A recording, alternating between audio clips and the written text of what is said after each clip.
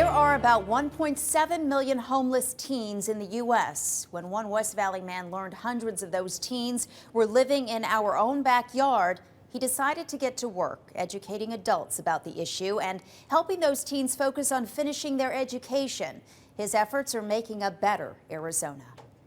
I think a lot of the times people think, oh, well, he's homeless, he's, a druggie. I know it'll fit, but most of the time it's not that way. That one would fit you better. Chris Clemens was one of those homeless, but far from hopeless. He was living at a church in a trailer with no heat when he reached out to Homeless Youth Connection for help. They've helped me out with eating when my paychecks have been too small because I work at a pizza place. We don't go out into the communities and looking for homeless children. We work directly with the high schools. Larry Savarich came out of retirement and founded HYC 4 years ago after first reading about the growing number of homeless teens in the West Valley. In the adult world, they think they're old enough to be on their own, so if the adult family has problems and want to leave, they feel if they leave the child behind, they can fend for themselves, and they're not ready yet. They're not ready for that world. This one here.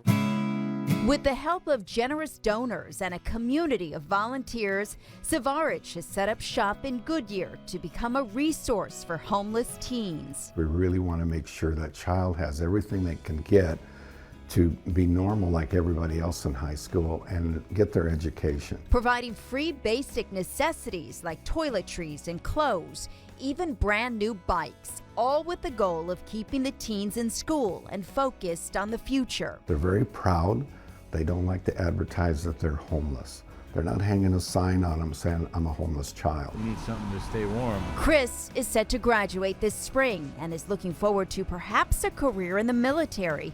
His message to other homeless teens is to stay positive. For one, they're not alone, and for two, there's always someone out there who'll help them if they're willing to help themselves.